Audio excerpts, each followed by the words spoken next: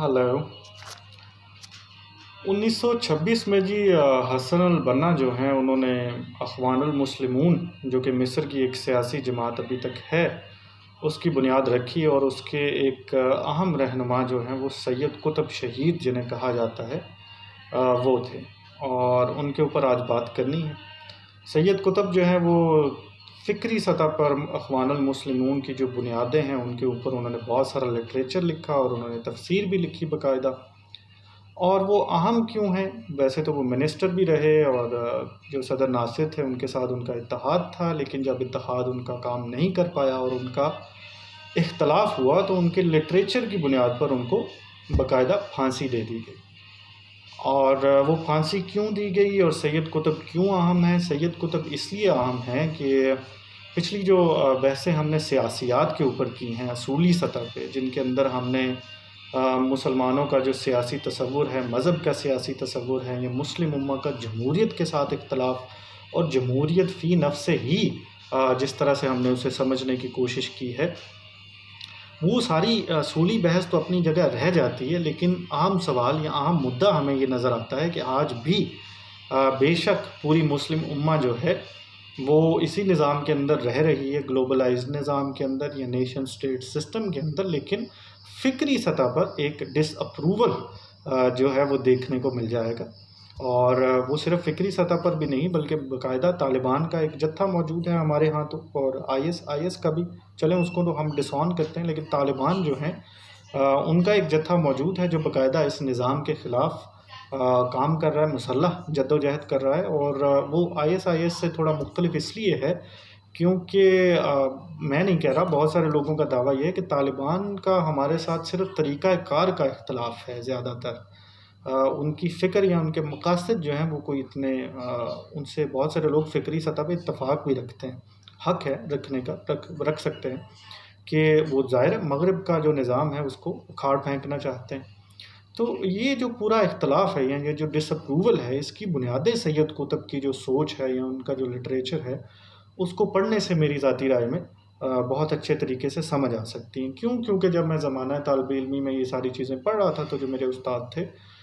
जिन्होंने हमें ये तहज़ीब पढ़ाई, उन्होंने मुझे ये मशवरा दिया कि मुझे सैयद कुतुब पढ़ना चाहिए ताकि मुझे इसकी बुनियादें जो हैं वो समझ आ जाए। और ज़्यादा मंज़िल उनकी किताब का तर्जुमा था जो मैंने पढ़ा और बाकी चीज़ें भी देखी, तो ये बात वाक़ई ठीक है कि फ़िक्री इख्तलाफ या उसके जो असूली बुनियादें हैं वो आपको सैयद कुतुब के यहाँ ही देखने को मिल जाएँगी। तो उसके लिए सबसे पहले उसको समझने के लिए ये तो जान लें कि इख्तलाफ किस निज़ाम से। इख्तलाफ जो है वो ज़ाहिर है 16वीं 17वीं या 1642 टू बी वेरी एग्जैक्ट जो नेशन स्टेट सिस्टम बना था उससे है, जो कि ज़्यादातर जोग्राफियाई हदूद के ऊपर बनता है, यानी एक ख़ित्ता है उसके अंदर जो लोग या कौम रहती है और जो वो कल्चर डेवलप करती है, वो उसको ये हक़ है कि वो उस जोग्राफियाई हदबंदी कर ले और उसके ऊपर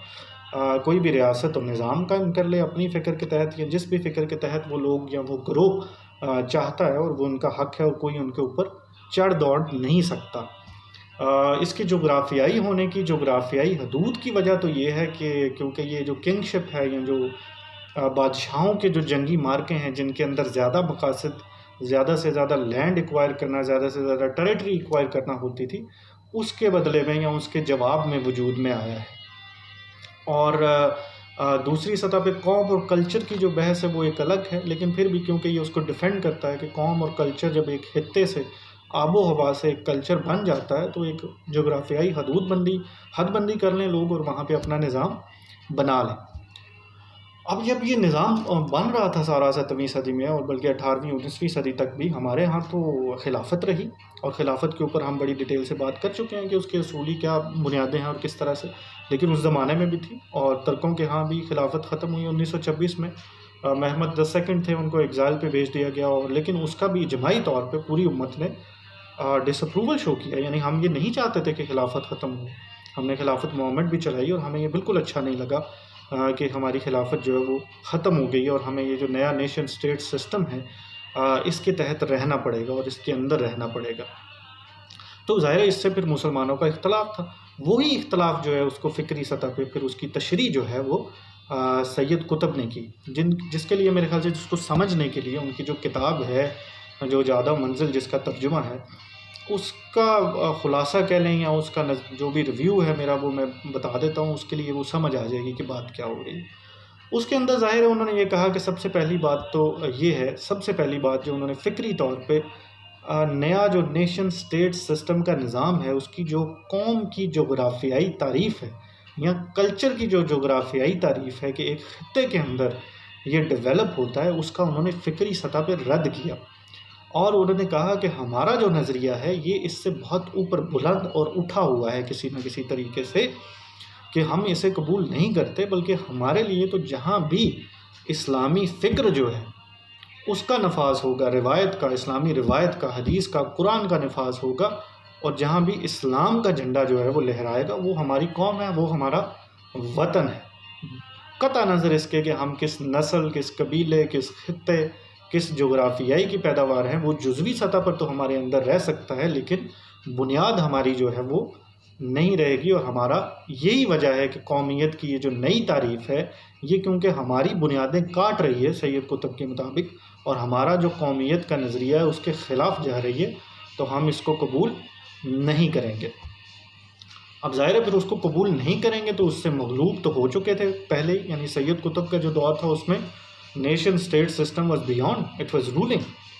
तो उसकी फ़िक्री सतह पे सैयद कुतुब ने वजूहात तलाश करने की कोशिश की, जिस पे उन्होंने ये कहा कि मुसलमान जो मगलूब हो गए हैं उसकी सबसे पहली वजह तो ये है कि हम नस्ल लासानी जो है वो तैयार नहीं कर सकते, यानी सहाबा, ताबईन, तबा ताबईन की जो नस्ल है वो दोबारा उस तरह की कोई नस्ल वजूद में नहीं आई। इस यही वजह है कि हम सारे मगलूब हो गए। और उसकी वजह बताते हुए कि वो क्यों वजूद में नहीं आई, वो उन्होंने कहा कि क्योंकि आजकल इस्लामी तालीमात जो हैं उनको सिर्फ़ उनके ज़माने में, उन्होंने अपने ज़माने पे तबसरा किया, उनको सिर्फ़ ज़हनी वर्जिश के तौर पे पढ़ा जाता है, उनके ऊपर अमल करने के लिए नहीं पढ़ा जाता है। इसलिए पहली वजह तो ये है। और दूसरी वजह यह है, उन्होंने इस ज़रूरत को माना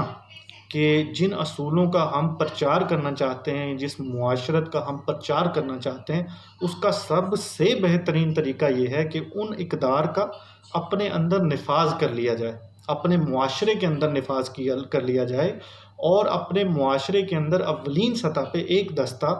उन तमाम इक़दार का, इस्लामी इक़दार का अपने ऊपर ऐसा नफाज करे कि लोग उसको मिसाली दस्ते के तौर पे देखें और उससे मुतासिर हों और उसकी तरफ आ जाएं।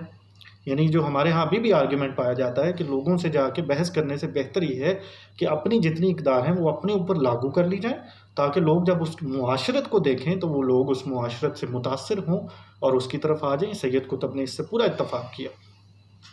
लेकिन सैयद कुतुब उससे एक कदम आगे गए और उन्होंने अपनी ये राय कायम की। उन्होंने कहा कि ये जो नया निज़ाम है ताऊद का, शैतानी निज़ाम उन्होंने इसको कहा, ये हमें इजाज़त ही नहीं देता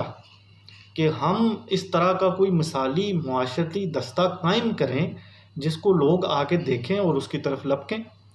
यानी जब हमें इतने असूल इसके हमारे ऊपर लागू होंगे और हम इसके तहत रह रहे होंगे, तो हम इस तरह का मिसाली मुआशरती दस्ता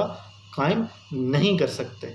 इसलिए उन्होंने कहा कि सबसे पहले, यानी मेरा इस बार फ़िक्री नुक्ता पे उनका इत्तफ़ाक़ है कि सबसे पहले तो इक़दार अपने अंदर ही इनका नफाज किया जाएगा, ताकि लोग इसको मिसाल के तौर पे देखें और फिर आ जाएं। उसके लिए किसी मुसल्लह जद्दोजहद की ज़रूरत नहीं है। लेकिन ऐसा निज़ाम जो वो मुआशरती मिसाली दस्ता कायम नहीं करने दे रहा, उसके ख़िलाफ़ जद्दोजहद करना या जिहाद करना जो है वो फ़र्ज़ियत के ज़िम्मे में आ जाता है। ये बाकायदा उन्होंने अपनी किताब में सरी तौर पर उन्होंने कहा, जिहाद की बहुत सारी मिसालें भी थी और जो पूरा इस्लामी निज़ाम है उससे भी मिसाल ला के थी कि किस तरह मुआशरत छोड़ के हिजरत की गई नई मुआशरत कायम करने के लिए। तो उन्होंने कहा कि इस तरह के जितने भी अमाल करने पड़ेंगे इस निज़ाम को कायम करने के लिए, इस मिसाली दस्ते को कायम करने के लिए, अगर मौजूदा निज़ाम से बगावत भी करनी पड़े तो वो बहुत ज़रूरी है और करनी चाहिए। और इसके अंदर जुज़वी सतह पे उन्होंने ये भी कहा कि हमारे ही भाई या हम ही जो ऐसे लोग, हमारा जो जमहूर जो इस निज़ाम का साथ दे रहा है, अगर इस निज़ाम को ख़त्म करने के दौरान उनके साथ भी जिहाद करना पड़े तो इसमें कोई मज़ायका नहीं है, विच इज़ क्वाइट आइडेंटिकल। ये मुमासलत रखती है तालिबान की इस बात से कि बेशक इस्लामी मुल्क है पाकिस्तान, लेकिन क्योंकि मगरबी निज़ाम का नफाज रखता है अपने अंदर उनकी राय के मुताबिक, और दाई है मगरबी निज़ाम का और उससे उसके इन्फ्लुएंस्ड है उससे, तो हमारे लिए ये जायज़ है कि हम इनके ख़िलाफ़ भी जिहाद करें। बेशक ये हमारे भाई बंधु हैं, लेकिन ये ऐसे निज़ाम का हिस्सा हैं जिसके ख़िलाफ़ हमने फ़िलहाल जिहाद का ऐलान कर रखा है। तो सैयद कुतुब की ही ये राय थी फ़िक्री सतह पे। बाज़ लोगों ने कहा है कि उसामा बिन लादेन जो हैं वो बाकायदा सैयद कुतुब को अपना उस्ताद मानते थे और उनसे मुतासर थे, और अलकायदा का यही बयानिया रहा है कि जो मुसलमान मुल्क भी मगरबी निज़ाम के या शैतानी निज़ाम के साथ हैं उनके ख़िलाफ़ भी जिहाद किया जा सकता है। क्यों? क्योंकि नेसेसिटी ये है फ़िलहाल सैयद कुतुब के मुताबिक कि ये जो निज़ाम है इसको पहले जो निज़ाम इसको बनने नहीं दे रहा हमारे मिसाली मुआशरती दस्ते को, उसको तोड़ा जाए। तो इसलिए उन्होंने जिहाद जो है वो फ़र्ज़ करार दिया। और लेकिन दूसरी सतह पे ये थियरी तक तो ये बहुत अच्छा है और उस पे जिहाद हो रहे हैं और होते भी हैं। लेकिन जो उन्होंने कौमियत की तारीफ़ बांधी है उसके तहत कोई मुसलमान रियासतें जो हैं, जो जैसे 55 से ज़्यादा रियासतें हैं जिन्होंने ये दावा कर रखा है या जो ये कहती हैं, हमने तो ज़ाहिर है उनका दावा ही मानना है कि वो इस्लामी रियासतें हैं, लेकिन उनका कोई बहुत बड़ा अलायंस सामने नहीं आया। हमारे यहाँ भुट्टो के दौर में बहुत सारे इस्लामी ममालिक की कॉन्फ्रेंसेस हुई और लोग आए, लेकिन उसके बाद तो वो खैर एक-एक करके ख़त्म हो गए सारे और देखने को नहीं मिले। लेकिन उसके बाद इस तरह का कोई निज़ाम भी तो किसी ने वजूद में लाने की भी कोशिश नहीं की। यानी बहुत सारे ऐसे जो 55 से 56 इस्लामी ममालिक हैं वो या तो अपने जोग्राफ़ियाई और हदूद और दूसरे जो मफादात हैं उनके तहत जो है वो दूसरों से अलायंस नहीं करते, और यहाँ तक तो हमारे यहाँ तो फ़िरका वाराना रियासती इख्तलाफात भी मौजूद हैं, जैसे ईरान और सऊदीया का शिया और सुन्नी का जो इख्तलाफ है जो बाकायदा रियासती सतह पर मौजूद है। तो ऐसा कोई अलायंस जो है वो सैयद कुतुब की फ़िक्र के नतीजे में अभी तक अमली तौर पर देखने में सामने नहीं आया, लेकिन सैयद कुतुब की फ़िक्र जो है वो इस पूरे इख्तलाफ को समझने में बड़ी मदद देती है कि यानी सबसे पहले तो ये माना जाए कि हम कौमियत की जो तारीफ़ नेशन स्टेट सिस्टम ने की है जो कि टेरिटोरियल है, कल्चरल है, हम उस पे यकीन नहीं रखते, और हमारे यहाँ कौमियत की तारीफ़ जो है वो बहुत ही बुलंद है, उससे ऊपर है और अलग है। और दूसरी बात यह है कि हमने ऐसा दस्ता कायम करना है जो दोबारा हमें गालिब आने में मदद करे, लेकिन ये निज़ाम हमें ये करने नहीं दे रहा है, इसलिए इसके ख़िलाफ़ जाना जो है वो ज़रूरी है। लेकिन जैसे मैं कह रहा हूँ कि ना तो इसके ख़िलाफ़ कोई बहुत बड़ा अलायंस सामने आया कि जो इस निज़ाम को, यानी कि अगर 56 से 57 मुल्क जो है वो मुसलमानों के मिल जाएँ और वो इस निज़ाम के मुकाबले में कोई बड़ा निज़ाम जो है वो अपने ऊपर उसका नफाज़ करना चाहें जो कि उनकी कौमियत की तारीफ़ के मुताबिक हो, तो शायद मामला काफ़ी आसान हो जाएगा। लेकिन ऐसा कोई अलायंस जो है वो देखने को नहीं मिल रहा है। और अगर देखने को नहीं मिल रहा है तो जो लोग नेशन स्टेट सिस्टम के हक़ में हैं, ये उसको उसकी दलील के तौर पर भी इस्तेमाल कर सकते हैं। यानी वो ये कहेंगे कि फिर तो ये जो रियलिज़म की अप्रोच है नेशन स्टेट सिस्टम के ऊपर कि हर किसी को अपने जोग्राफियाई मफादात प्यारे हैं, अपने मजहबी मफादात प्यारे हैं और ये उनका हक़ है कि वो उनकी हिफाजत करें, तो फिर ये उनको करने दें। यानी ये जो निज़ाम है ये उसको इसकी कबूलियत इख्तियार कर रहा है कि ठीक है, आपका अपना मफाद है, आप करते हैं। यानी रियल स्टेट जो है, रियलिस्ट स्टेट जो है वो वजूद में है, वो अपने मफादात की हिफाजत करें, दूसरों के मफादात उनके लिए इतने ज़रूरी नहीं। इसके अंदर लिबरल अप्रोचेस पाई जाती हैं, लिबरल पॉलिटिकल अप्रोचेस, लेकिन वो एक अलग मामला है। तो यहाँ तो फिर तमाम मुसलमान रियासतें जो हैं वो बयानिए के तौर पर इससे इत्तफ़ाक़ कर लें फ़िक्री सतह पर कि उन्होंने, क्योंकि अमली तौर पर तो उनका यही नज़रिया है कि वो अपने मफादात की हिफाजत कर रहे हैं और अपने मफादात के तहत जो भी फ़ैसले उनको लेने पड़ते हैं वो लेते हैं, और अमली सतह पर इसके अंदर मुस्लिम उम्मा को कुल्ली सतह पर मलहूज़े ख़ातिर नहीं रखा जाता। हाल ही में जो फ़ैसले सामने आ रहे हैं उनके अंदर भी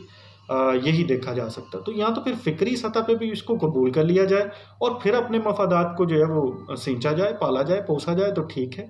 लेकिन ये अजीब किस्म का एक तज़ाद है जिस पे मैं चाहता हूँ कि सब लोग राय दें कि हमने फ़िक्री सतह पे उसको कबूल भी नहीं करना और पिछले 60 से 70 सालों पे अमली सतह पर हम उसके ऊपर कारबंद भी हैं। तो इसके ऊपर मेरे ख़्याल से बात होनी चाहिए और इसीलिए मैंने कोशिश की है कि सैयद कुतुब जो हैं उनका नज़रियाती बुनियादें जो है क्योंकि बड़ी क्लियर और वाज़ेह हैं, सरी हैं, तो उनके तहत देखना चाहिए कि मुसलमानों का मौजूदा निज़ाम के साथ क्या इख्तलाफ है और फिर जो इख्तलाफ का बयानिया है वो अमली तौर पे सामने क्यों नहीं आ रहा, इस पे तबादला ख्याल किया जा सकता है।